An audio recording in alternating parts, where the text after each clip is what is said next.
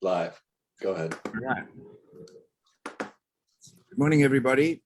It's December 17, and we've got less than 16 days to 2022. The slaughterhouse of failure is not in our destiny. We will persist until we succeed. It's Ogmandino. So the whole point about the call today is to talk about preparation. You know, how well prepared are you? In fact, are you even prepared? How have you prepared? What have you already put in action? I just would like to mention, when I was living in Colombia, the people who prepared the sugarcane crops would spend weeks preparing the land. And they would even laser, even special irrigation system, special churning of the soil. It was all a preparation. It took weeks to plant the sugarcane. And I always marveled at that. And I'd say, wow, man, you know, it's way overboard. But it's not.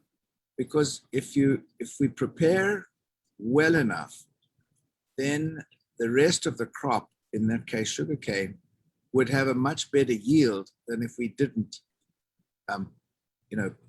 prepare the land properly. And the same as a building. It's about the foundation of the building as how strong the building will be. So we're just going to talk a little bit about goals and about 2020. Dan, thank you. Good morning, everybody. Good morning, everybody. Yeah, it's interesting that you mentioned that, Lawrence, because where I live, I'm surrounded by a lot of farmland. And I was just having that thought the other day as the farmers are starting to till their fields again and lay down fertilizer to replenish the soil and do all of these things. And they won't even be planting again until April or May for corn and wheat and soy and those things that they grow around here. So, it's 5-6 months before they're going to actually sow their seeds and they're already planning for next year. And, we need to do this as business owners. I read a quote the other day that a goal without a plan is only a dream. So if you're not thinking about what your goals are for next year, you need to start thinking about that and, setting the direction for where you want to go next year with your, financially or with your personal relationships, with your business relationships, with, your health and things along those lines. And that's kind of what we're going to talk about today. You need to start setting your compass for the direction that you want to go for 2022 and beyond. And that starts now. That's right. A couple of years ago, 30 years ago, I'm not sure, I can't remember now, and I didn't have a chance to look it up, but I think it was Harvard or Stanford or one of these major Ivy League universities decided to monitor the progress of their students 20 years later. And 3% of a particular class actually wrote their goals down. And 20 years later at a class reunion, they were seeing who was successful and what they'd done and who was doing what and so on. 80% of the successful students were those who had written down their goals. It's more or less accurate, that statement. But the point of that is, if you write things down, then you've got a physical cognizance with what it is.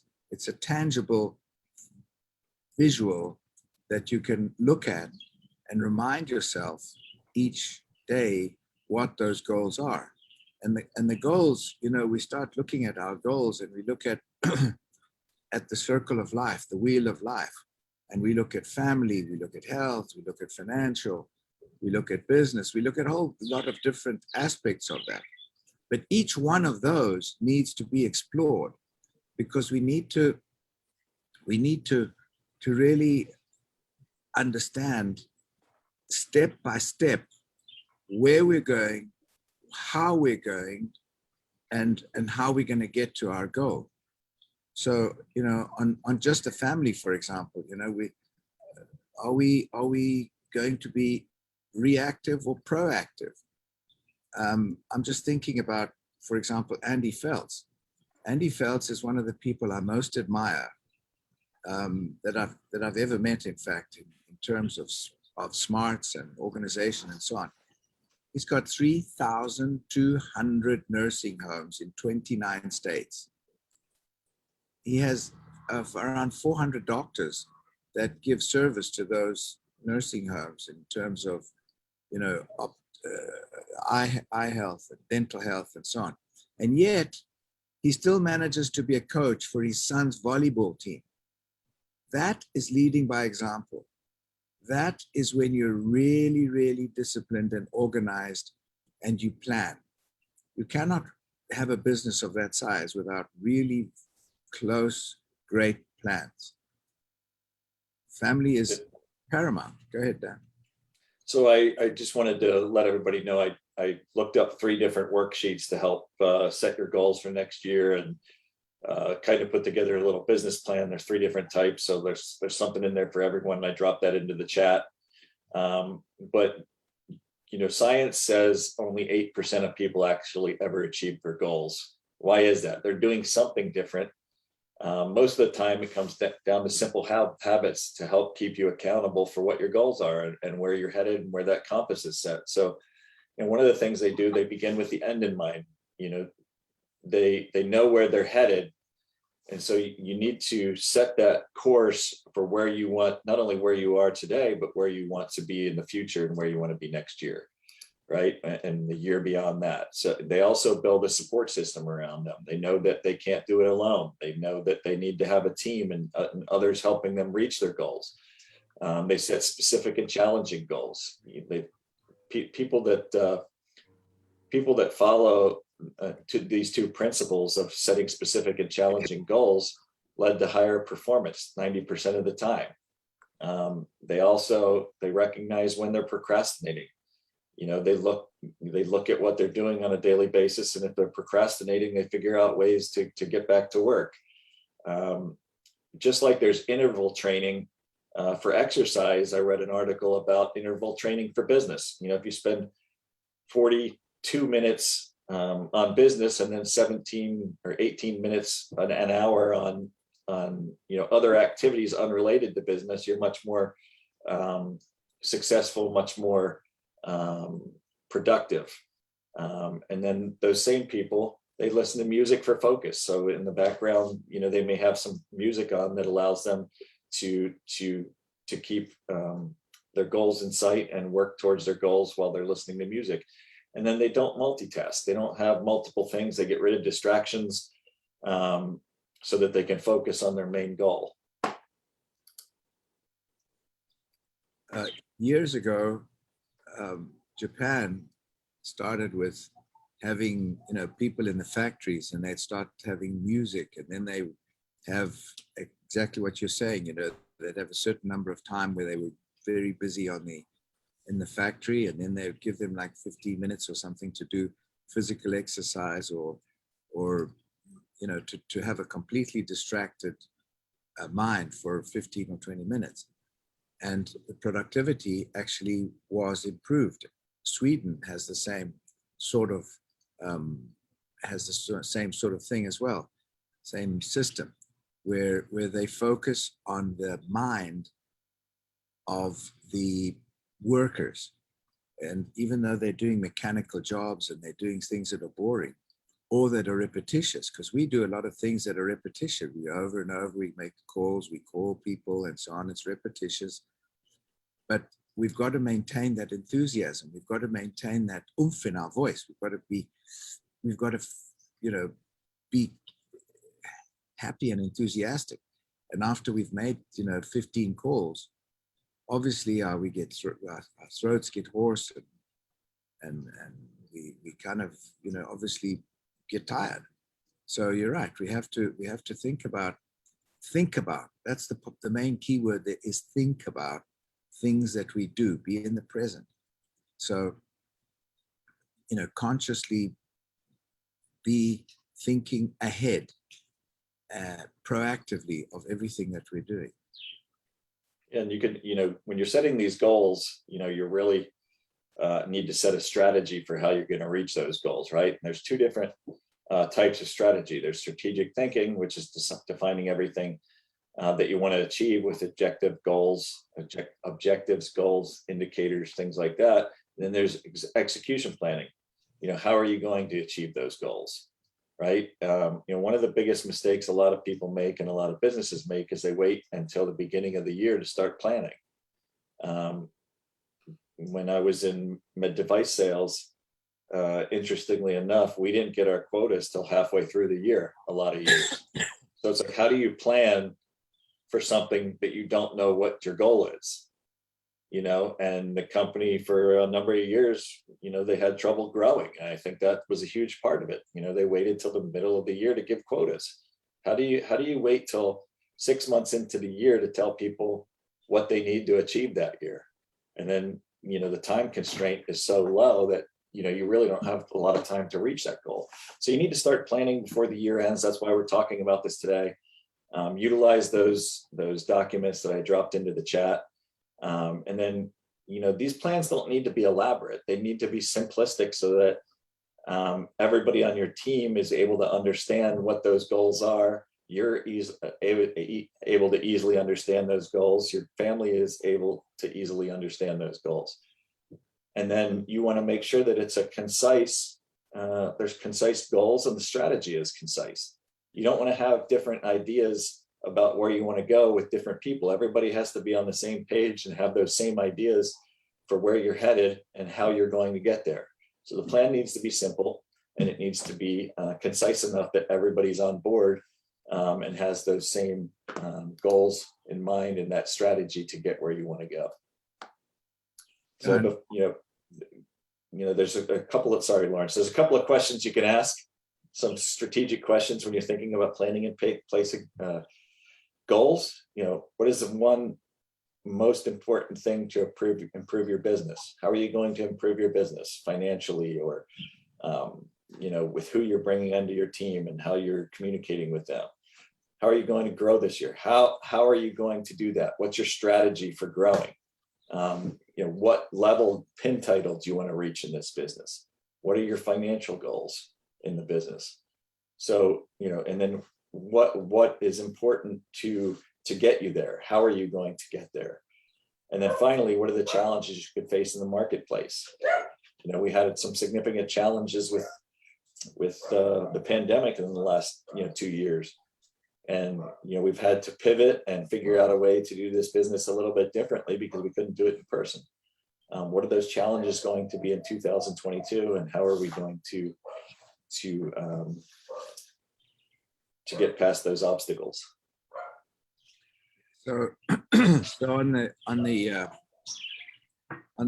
financial side, or which financial and business, I'm putting it a little separate, but it's obviously the same thing. However, on the financial side, how much more do you need to make to have peace of mind?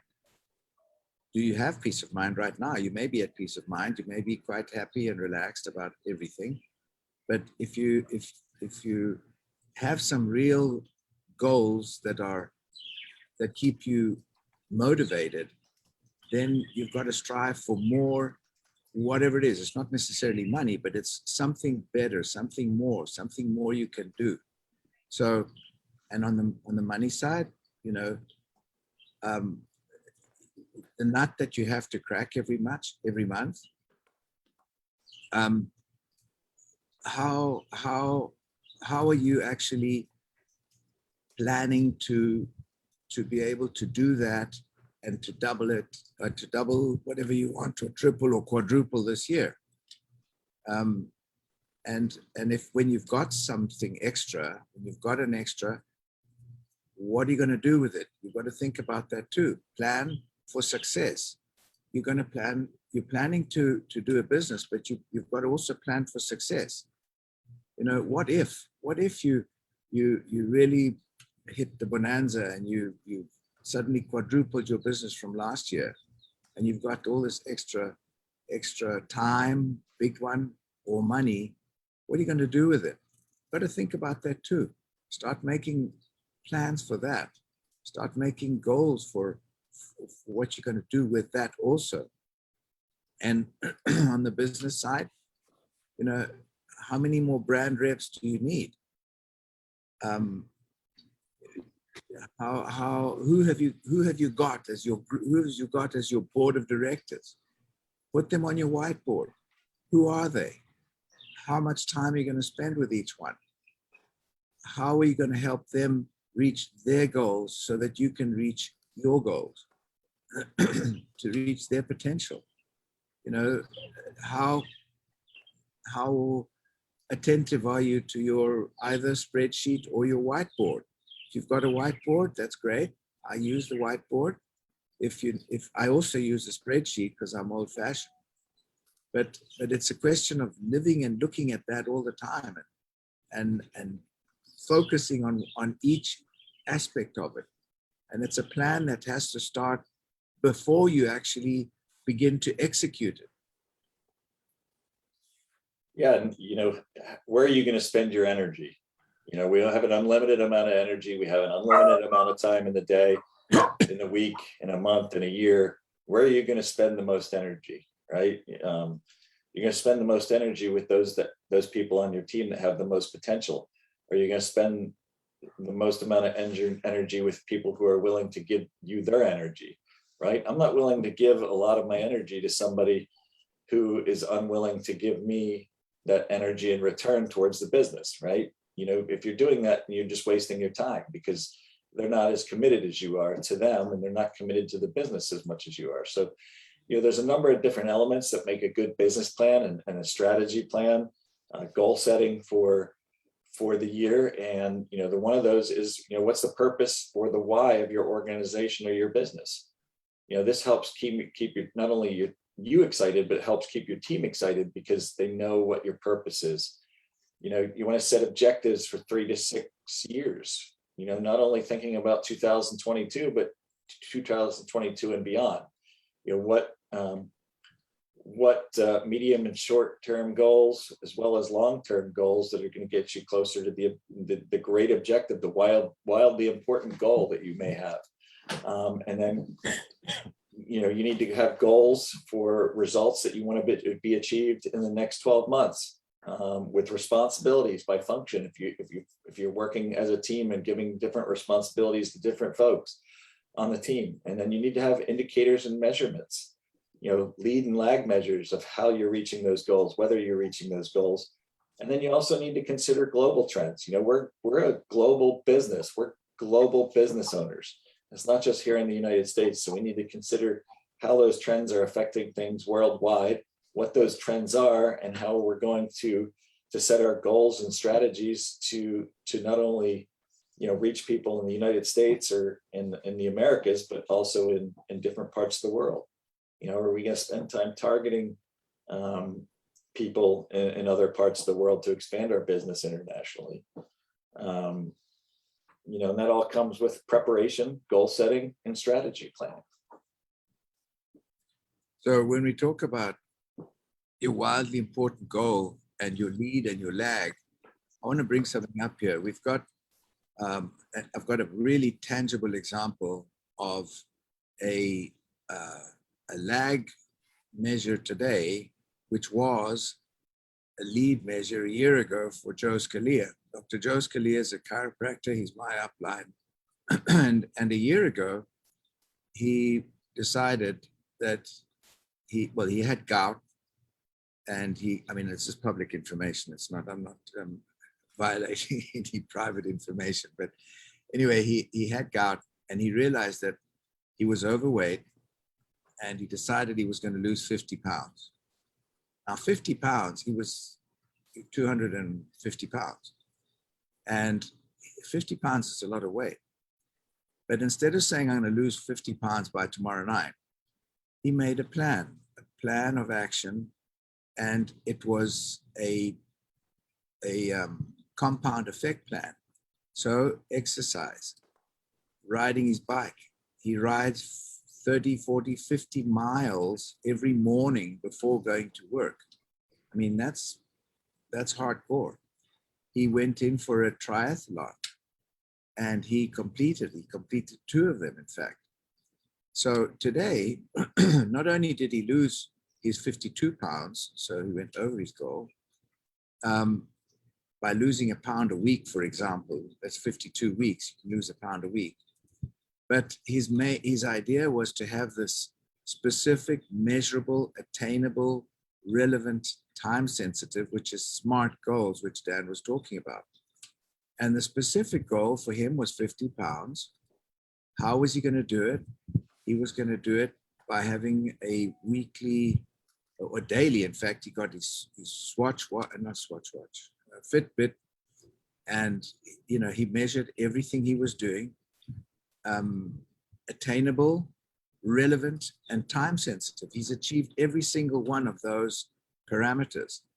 And in fact, he started a little club of people who also want to lose weight and be more fit and be more healthy. So he started that, and he has a daily accountability. I'm part of this thing because I obviously need to lose weight too. And I also like to be part of something where we can all be accountable to each other. And Joe Scalia has actually done that.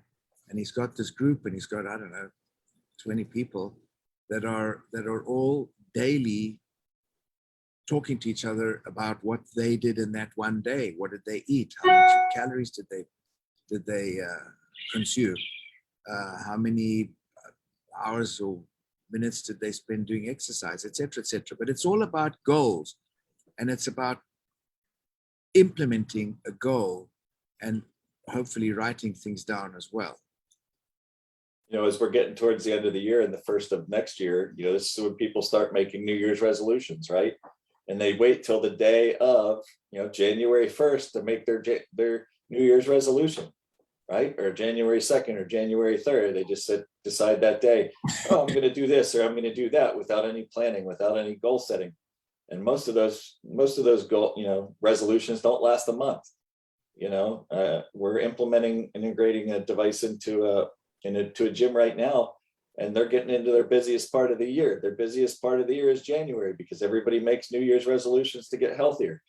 And by February, those new memberships that they get in January are already starting to drop off, right? If you don't have clear, concise goals, a way to measure what your goals are, and a plan in place, a strategy, prior to making that commitment, your chances of succeeding are very low. So we've got 2 weeks now, everybody, to plan for the end of the year. I know it's a busy time of the year with Christmas and the holidays and everything, but spend a couple hours a day for the next couple of days, really digging deep into what you want for next year. What's your why for next year? What's your wildly important goal? Where do you want to be at the end of the first quarter, the end of the second quarter, the end of the third quarter, the end of the year? What are your goals for each, timeline throughout the year? How are you going to get there? Are you going to commit to going to the forums every time we offer it this year? Are you going to commit to doing X amount of trade shows? Are you going to commit to doing your own personal team call with your teams as your teams begin to form? Are you going to set goals with your team members? Are you going to set expectations with your team members? Are you going to set the foundation for your team? We talked this last week on our team call about what our moniker is going to be for our team, and it's habit, honesty, accountability, belief, integrity, and teamwork. That's the foundation of our team. We want everybody to have good habits, right? And those are the foundations of our habits to get where we want to go, to help people build who they want to be as a person, as the business person, as a leader, all of these different things that we talk about on a daily basis wrapped up into one goal, right? Which is habit, which we talk about every week on our team calls. And that's what these mindset calls are about. These mindset calls are about creating a habit, having that growth mindset, not having a mindset where we don't think that our goals are possible. We need to constantly be growing. Are you going to commit to reading self-development books, one a month or one every 2 months? And Are you going to commit to listening to podcasts that are going to help you grow your business, grow as a person, personal development? There's so many different ways we have, so many different things we have available to us now to help us grow as people. And we talk about it a lot. This is a personal growth business, and we just happen to make money as we're growing and helping other people grow. We're in the business of developing leaders, developing people on our team to do what we're doing to be successful.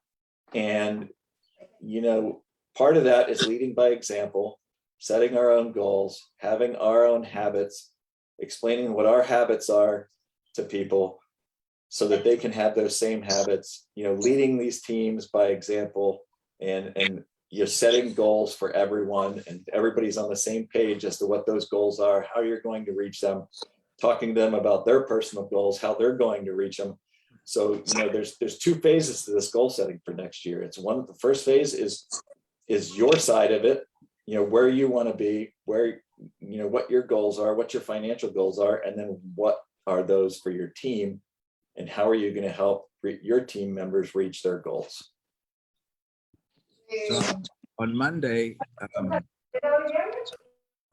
Scott Bennett actually showed us the outline for the whiteboard, and actually there is an excellent way to, it's a blueprint for us to hide that, even if it's on a spreadsheet. But that is where you start visualizing and seeing what it is that each step has to be done with whom, because it's one thing to organize ourselves, hopefully, but it's another thing to coordinate our own effort with the effort of the team so that the team succeeds. And we've got to be able to understand that we're all going to try and get at the same row in the same direction with the same force, with the same enthusiasm to be able to reach all of our goals.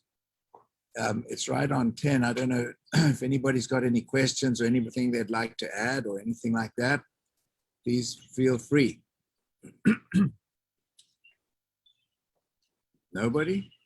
Yeah, I'll add something, and then I got to jump to another call. But, when I set my goals, I make sure that they're big and scary. If your goals are too easy, they're just tasks. So you have to, when you're setting your goals, make sure that they scare you. And that's what a goal should be. And then I also reflect on the previous year. What worked, what didn't work, what could I have done better? And one thing I learned is doing one-on-one networking calls wasn't a good use of my time. I'm listening to people talk about their business and their lives, and I'm wasting a half hour, sometimes a couple hours of my day doing that. So I refocused that time into something else that has proven to be very fruitful. So that's just what I wanted to add. Fantastic. Thank you, John. Great stuff. I like that. Have scary goals. Make sure your goals are scary. I like that. Anybody else? We all just came back from a lot of us just came back from the A4M conference out in Las Vegas, and we were planning for that meeting for weeks before arriving there. How are we going to keep track of our leads? How are we going to work as a team? And I think we had, there was, more than that, obviously, but we had a very successful conference. And I think a lot of that came down to planning, pre-planning before we got there. So everybody knew, what their roles were, how we were going to communicate with each other, how were we going to work as a team, how we were going to handle leads. If you talk to somebody, one day and they came back the next day and talked to somebody else, making sure that we didn't lose leads, how were we going to track those leads, how were we going to follow up, we're going to have a follow-up webinar to, expand on what we talked to them at the meeting. It was all about pre-planning and setting those goals personally for how we were going to be successful and how successful that conference was going to be for us. Yeah, and the results are showing. I mean, the results are there. Anybody have anything else they want to add? One thing I always like to do is just the last couple of months is I put on my whiteboard is be bold and be brave. Don't let anything stop you and don't let your head get in your way. Be bold, be brave, have scary goals. There we got some good input. Be bold, be brave. Anybody else? I don't have anything else, Lawrence. All right, good. All right, well, thanks everybody for your time, and make it a great week. And we'll see you, please God, next Friday. And we'll be having some results of your planning. We'd like to hear some of those next week. So thank you. Good time. Thanks, everybody. Thanks, Dan. Thanks, you guys, as always. Thank you. Have a great weekend, everybody. Have a great Dan. weekend. Thanks, Lawrence. Thank you. God bless Thank you so guys. much. Thank you. Great